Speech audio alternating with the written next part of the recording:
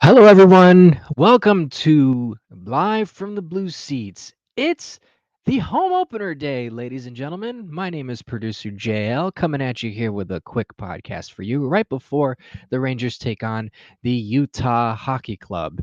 So, obviously, we would have had this podcast a little bit earlier in the week, but due to the game being in the middle of the weekend, due to some of our busy schedules, the release of this has been a bit delayed. But we're getting this to you today, and hockey's back, ladies and gentlemen. It's nice. It's really nice to see real hockey being played. Not that preseason hockey is any more, less because it is real hockey, but these games actually count. So, with that being said, right before we talk about the Utah Hockey Club, let's get right into it. So the New York Rangers started out their season last week on Wednesday to take on the Pittsburgh Penguins, and boy, did they put on a show, beating them handily. I mean, it wasn't now it wasn't just, oh yeah, it's a 2-3 win. No.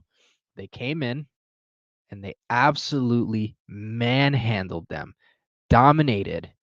I mean, I'm just thinking about it because before we get into it, I was thinking like, oh well, they're gonna start the season and they're gonna be a bit lackluster because they didn't really add much, this and that and the fourth. But what a lot of people tend to forget is that this team did go to the Eastern Conference Final last season and did also win the President's Trophy. So they're not exactly a bunch of slouches. Now I know beating the Pittsburgh Penguins 6-0 is no real achievement, but at the same time, there were a lot of things in the game that really kind of stood out. And so it's essentially nice to see them come out of the gate hot. So obviously they beat them 6-0. Igor Shesterkin with, that's another thing we'll touch on in a bit, with his contract demands coming into the game and basically saying to the Rangers and to everyone that might be interested in his service, I'm worth the money that I want. And honestly, at this point, depending on how much the cap goes up, barring any sort of major global pandemic or some sort of major shift in what the NHL is trying to do with the, cap going up, I mean, it wouldn't be the worst thing to sign him to that kind of money. He's definitely going to want more than what Artemi Panarin is currently making, but we'll get to that in a little bit. But the Rangers came out hot. Obviously, Sam Carrick scoring his first as a New York Ranger, assisted by Trouba and Brodzinski. That was I think a deflection in front of the net.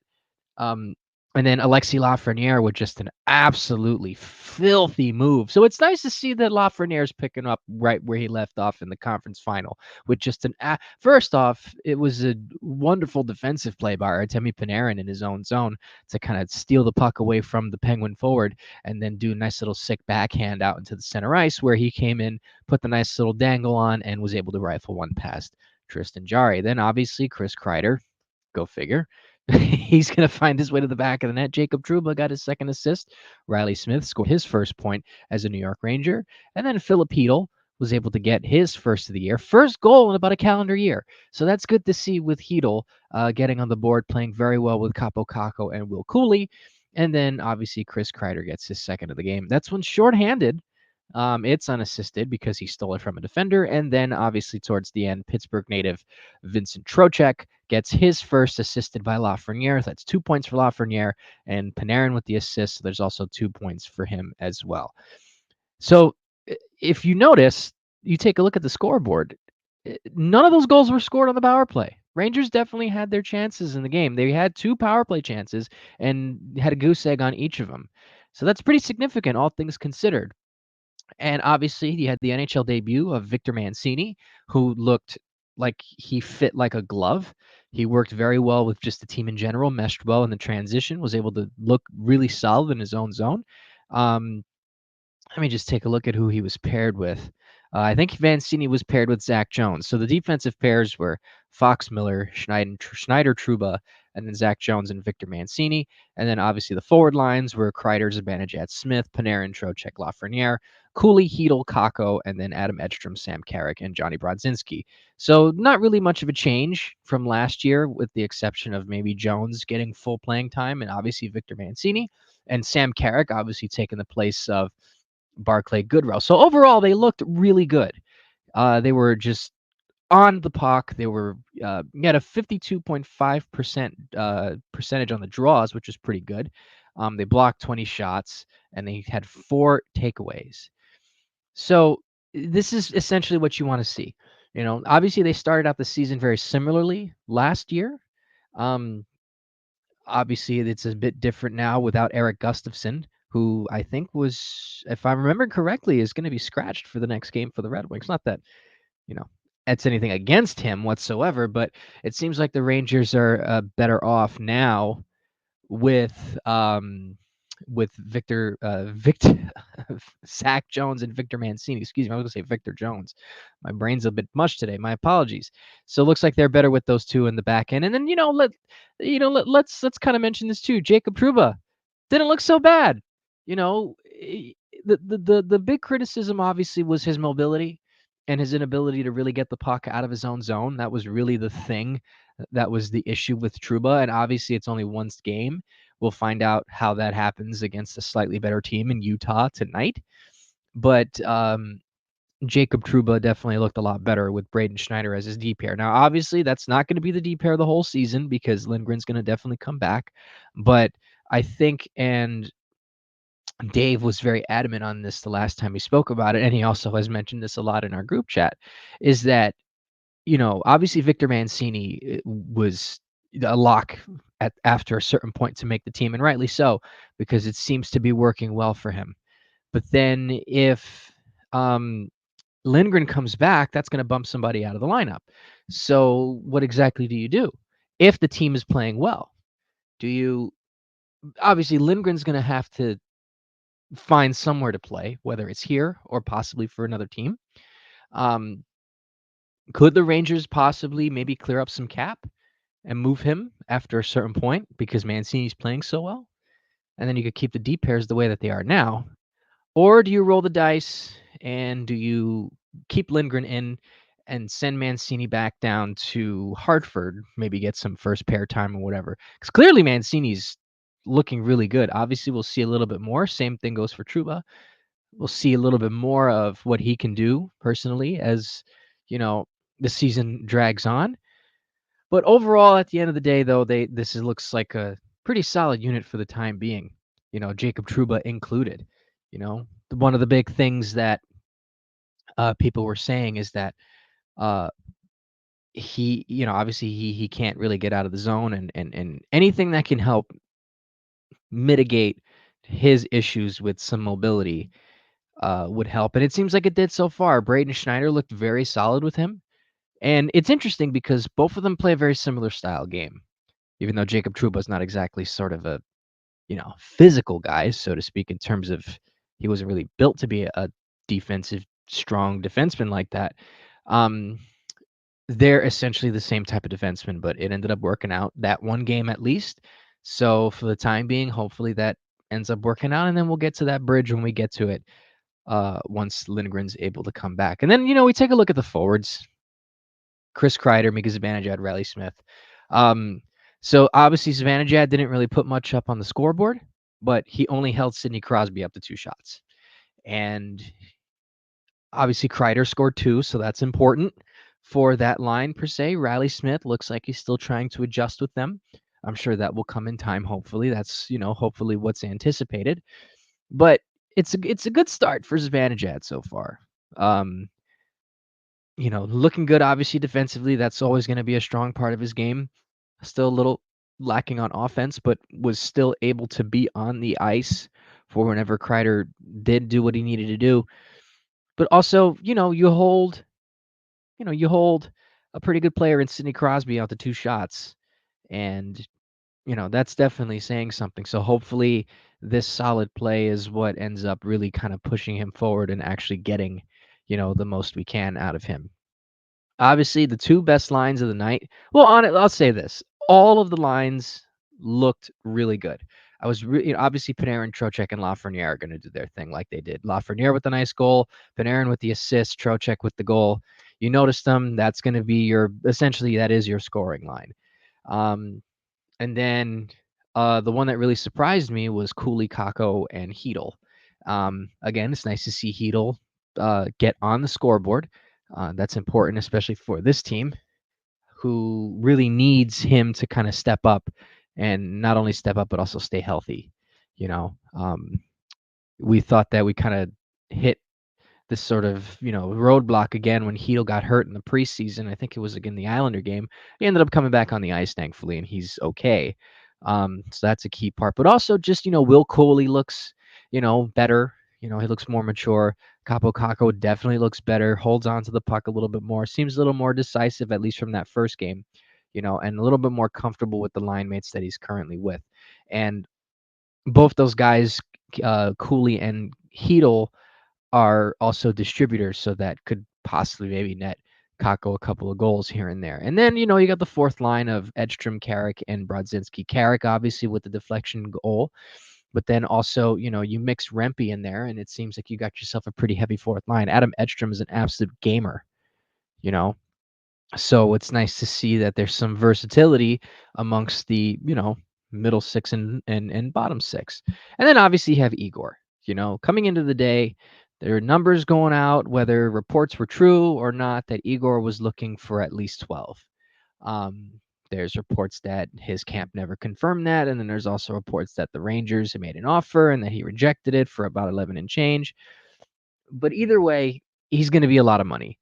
And if you look at some of the goaltenders that are in the league currently and just some of the games that have transpired so far, it's just the way that the Rangers are built right now. The Rangers don't have the luxury of really uh, uh, fielding a team like the Vegas Golden Knights, where they could essentially get away with having an Aiden Hill or a Logan Thompson or whomever they have in net now, which I probably should know who that is off the top of my head, but it is not coming to me right now.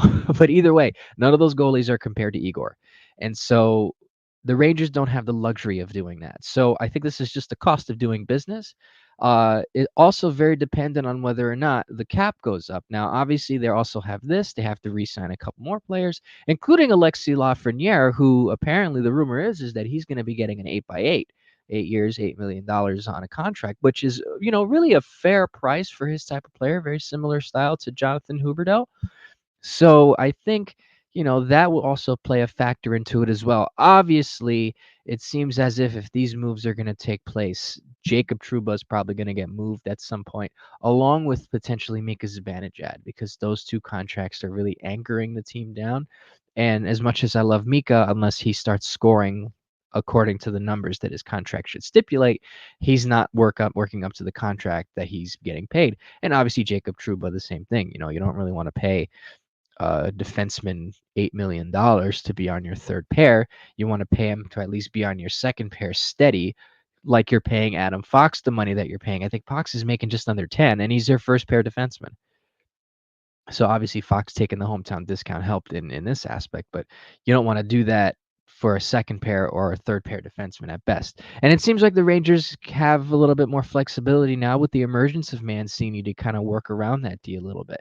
But Igor obviously played extremely well, shut out the Penguins the other night. I mean, you want to talk about just being a horse. 31 shots, 31 shots, 31 saves.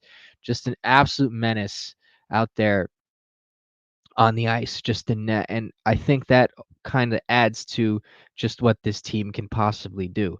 So obviously they play them 3 more times this year. So the next time these two teams will play will be on December 6th at 7:30 Eastern. That's probably going to be a national game. That's going to be at Madison Square Garden. And then they play again on February 7th at MSG at 7 p.m. on February 7th.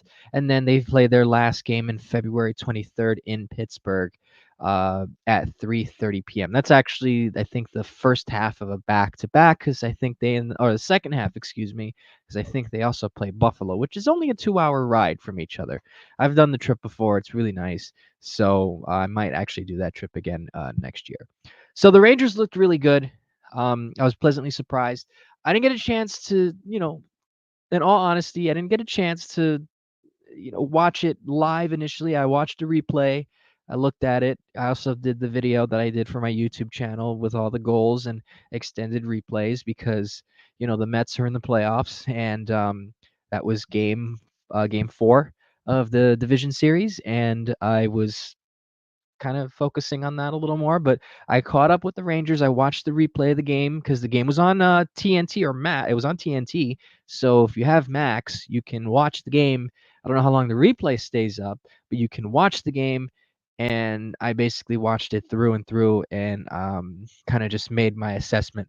And I think that would be really, they were just really good. The Penguins, they're kind of a team on a downward spiral. you know, I mean, you have Gino. It's crazy. You have Fanny Malkin, Sidney Crosby. We even have Kevin Hayes.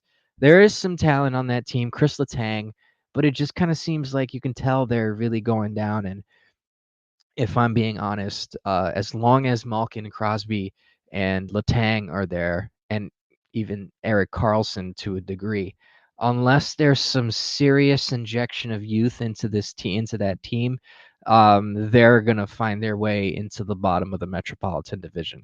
I even think maybe Columbus, you know, even after everything that's happened, unfortunately, losing one of their better players, I still think that team is a little bit better than Pittsburgh. You know, they just seem to have a little bit more youth in them. And the thing about Columbus is Columbus has always been a very tenacious team, at least from what I remember watching last year and this year, with just the infusion of youth that they get.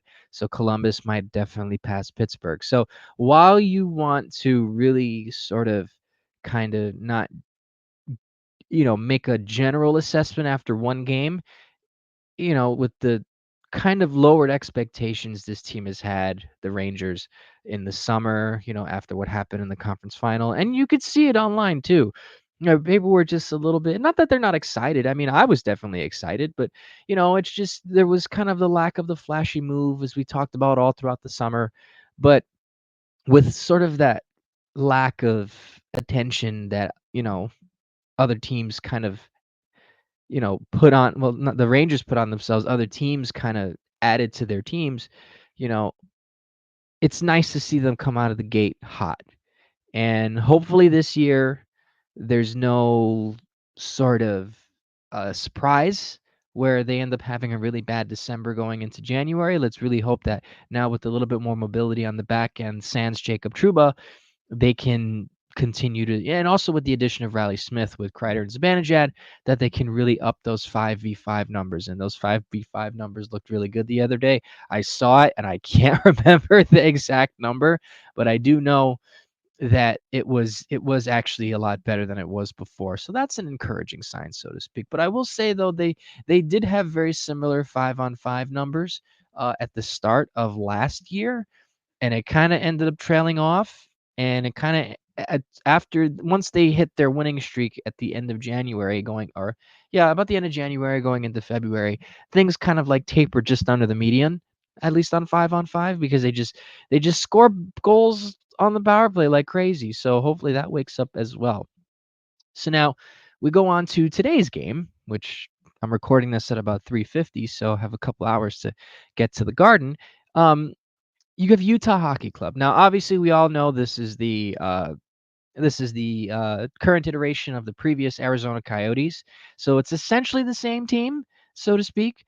Really, honestly, it with the exception of maybe an ad here and there, Ian Cole, Kyler Yamamoto, possibly Robert Bortuzzo, um, and maybe a rookie here and there. It's really the same team that they had last year.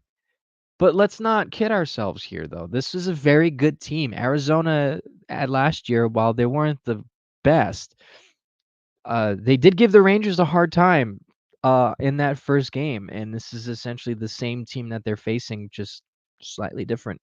There's more money into the franchise now, and their owner actually cares. Obviously, different identity too.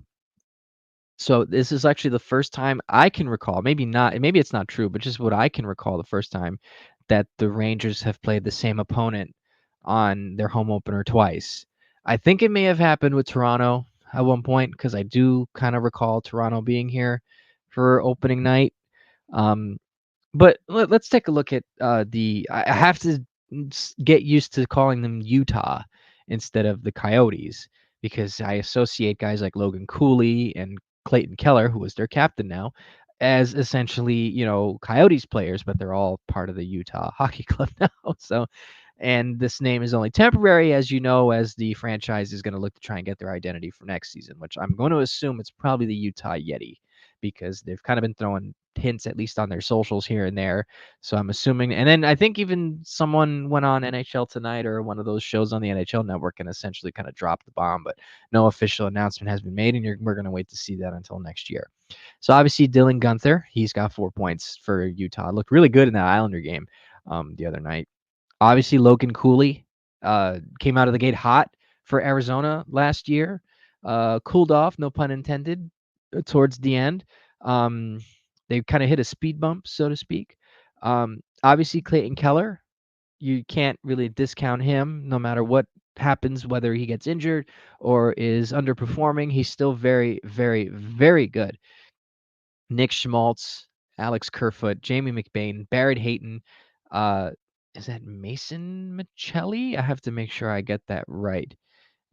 Matthias Michelli. Okay, I don't know why I thought Mason, but Matthias Michelli, Lawson Krause, Kevin Stenlund, Josh Stone. Just make sure that's correct. I think it's Kevin Stenlund, right?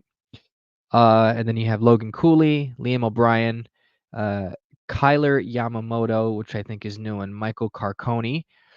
These guys are good. It's not going to be a walk in the park for the Rangers tonight. There's a lot of offensive firepower on there.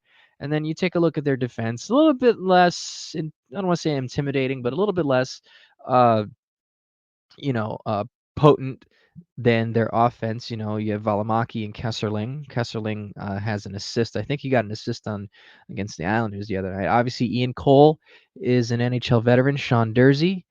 Uh, and then obviously they got Mikhail Sergachev in a trade from Tampa Bay. Seems like everybody wants to help Tampa Bay, but this is probably the best team that would probably be able to take on that type of contract. Now, I'm going to try and say this name. It's a defenseman, Vladislav Kolyachonok, if I'm trying to remember that correctly. The NHL website doesn't have a phonetic translation, a phonetic pronunciation for this. Was with Arizona for a couple years. How old is he? He is 23 years old, so he's still a kid. With Vladislav Kolyachonok. Hopefully I got that correct. So he's there as well. I don't think Bertuzzo hasn't played a game for them just yet. And then obviously goaltending, Connor Ingram and then Carl Vejmelka, which I think Vejmelka might end up getting the start tonight. I could be wrong. Maybe it's been announced as I'm recording this and I don't know yet. But yeah, these guys are no slouches. They're 2-0. They won their home opener in Utah at the Delta Center against the Blackhawks, and then they obviously beat the New York Islanders in I think it was overtime or a shootout, if I'm trying to remember correctly. But they were able to win that. So they're coming a little hot. So it all depends on how the Rangers plan and what they want to do for this very spunky, young, offensively, you know, uh, competent team, so to speak. They'll get you. You know, the one thing I noticed about also like I said, it's essentially the same team, is they're a little feisty. Liam O'Brien is no slouch. That dude is kind of crazy, and I would notice that at least last year's Coyotes, when they played the Rangers, because I did attend that game at Madison Square Garden, was that they're essentially trying to kind of punch up a little bit. That's what kind of looked like to me. Um, Obviously, the Rangers went about their business and ended up winning, of course. But you know, that was the thing I noticed about that team. So we might see something similar to that tonight. Obviously, depending on what the Rangers do and how they come out. Um, so since it's only one game, I'm assuming Igor is going to start for the Rangers tonight. Go figure. I would assume so. And probably on Monday, Jonathan Quick will get that game against the Detroit Red Wings. Maybe, maybe not. Who knows? Um, but yeah, so that's what they're playing tonight. And you want to make sure, at least if you're the Rangers, that you can kind of get to them right away, because Connor Ingram's a very good goalie. Um, and Velmelka is also really good too. He really carried a lot of Arizona last year too. So, and then one of these things, and this is a little bit unrelated to um, just the game itself, but um, you look at the game info. Obviously, the game will be at the Garden. Utah's coach is Andre Tourigny. Obviously, Peter Laviolette's the coach for the Rangers. But one thing I just want to note too, and this is going to be something that it's going to be happening a lot in sports, coming up within the next couple of years or so, or at least next couple of months rather, with Diamond Sports Group essentially just shedding contracts for teams for their regional sports network. Now, if you don't know. The Diamond Sports Group owns the Bally Sports Networks. The Bally Sports Networks used to be the original Fox Sports Net, which used to be the old sports channel. And those are uh, nationwide regional networks, but it's under one umbrella. And essentially, each region has or at least back then, had a local network that would air the games for their local team under that blanket name. So, for example, you want to go back in the day, Sports Channel was a national thing, and they had Sports Channel New York, which actually, fun fact, Sports Channel New York, the channel is now MSG Plus. And then you had you fast forward to Fox Sports. You had Fox Sports New York, Fox Sports Ohio, Fox Sports. Uh, you had Fox Sports West. You had Sun Sports, which is a kind of a second channel of Fox Sports Florida. So that was always the thing. And then obviously you had Fox Sports Arizona back in the day.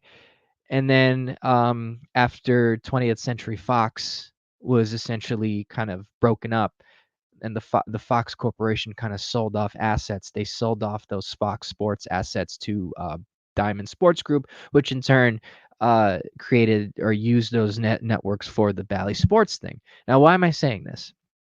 Because if you look at the game info, it says Utah 16 for the network for the Utah Hockey Club.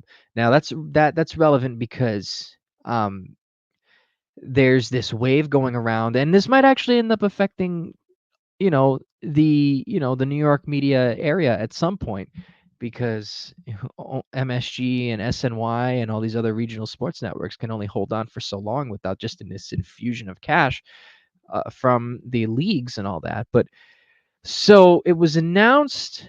This actually goes all the way back to last year, uh, when Arizona severed their tie with Bally Sports, and they didn't want to pay them any, or they didn't want to have their relationship due to Diamond Sports going into bankruptcy. So the and this is also in baseball too, is the league itself assumes production of the broadcasts. So last year, if you noticed, and this is even with the baseball teams too. I'm not sure how this is going to work out for the NBA this year. But I do know that what ends up happening is the team will produce the broadcast, or rather, the league will help the team produce the broadcast, and then they find a station that can distribute it. So it's essentially similar to how a syndication television show works from a network or from like a studio. So, like for example, if let's say, well, it did Arsenio Hall is a perfect example. Arsenio Hall gets his talk show and he becomes syndicated. So instead of just being under one blanket the syndicate or the studio negotiates with different stations to air that show. So in one market it'll be on like Fox something, and then another market it'll be on something else. So in this case, the team negotiates with certain channels, and then they broadcast it over the air over different stations in the broadcast region. So last season for Arizona, it was the Scripps network would broadcast it over different places in Arizona, but it was helped produced by the Scripps Network. Um, and now Utah 16 essentially has the rights to do that around Utah and a lot over northern Arizona as well. So if you're a Coyotes fan and you still want to follow the team, you can follow them up top in northern Arizona. Now I'm not sure how this affects southern parts of Arizona because I know that that's really a lot of where the fan base was, but they're still being broadcast in Arizona because Utah and Arizona are not that far from each other. So and then the Vegas Golden Knights did this not too long ago.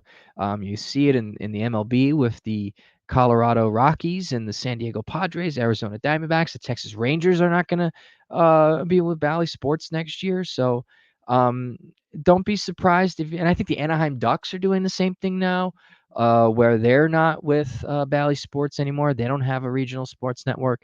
And then the remaining regional sports networks, of course, you have Sportsnet Pittsburgh, Space Cities Network, the new Chicago Sportsnet, Sportsnet New York here in New York, Madison Square Garden, um, you know, the New England Sports Network, which is Nesson, and then you have Mid Atlantic Sports Network, which is Mason. Um, and then I know that there's the Capitals and the Wizards have one too. It's not coming to me right now. Let me look that up. But they also have one as well. Capitals. I'm sorry, I don't want to. I want to sound like uh, Monumental Sports Network. There we go. I think that's what it's called. It's called Monumental Sports Network. Monumental Sports and Entertainment. Monumental Sports Network. There we go. My apologies. Yeah, the Monumental Sports Network. Just trying to think of some other RSNs. NBC Sports Philadelphia is still a thing. And there's a few more that I'm probably Sportsnet, TSN. They, Sportsnet's more national, but TSN is more regional up there in Canada. And yeah, so that kind of basically sums up some of them. So the reason why I mentioned that is because that's what the game is going to be on in Utah. And don't be surprised if this kind of ends up coming our way soon enough. We're kind of lucky here in the New York tri-state area to have the Yes Network, to have SNY, to have MSG, and they were ahead of the game, and everything is so accessible for us fans. I mean, if you ever wanted to get over on a Islander or Devil fan, it's the dumbest chirp ever. But it's like, oh, your team sucks. Well, we broadcast your team. You rebroadcast your games, so you you wouldn't be anywhere if it weren't for us. Because, I mean, it partly is true because the Islanders are hard to listen if you're in New Jersey, and the Devils don't even have an over-the-air radio station. So I mean, I wouldn't doubt it if the tie was severed between, let's say, the Devils ended up being off of MSG, unless Yes or SNY ends up dishing up money, they just might not even be on TV. Or we're gonna go back to the old Chicago Blackhawks these days, which I hope a lot of people get that reference. But anyways, so yeah, so that's pretty much what's going to go on for tonight and off of my little broadcasting tangent. But I think that's pretty much it. I think hopefully the Rangers win tonight, and then they also beat Detroit on Monday.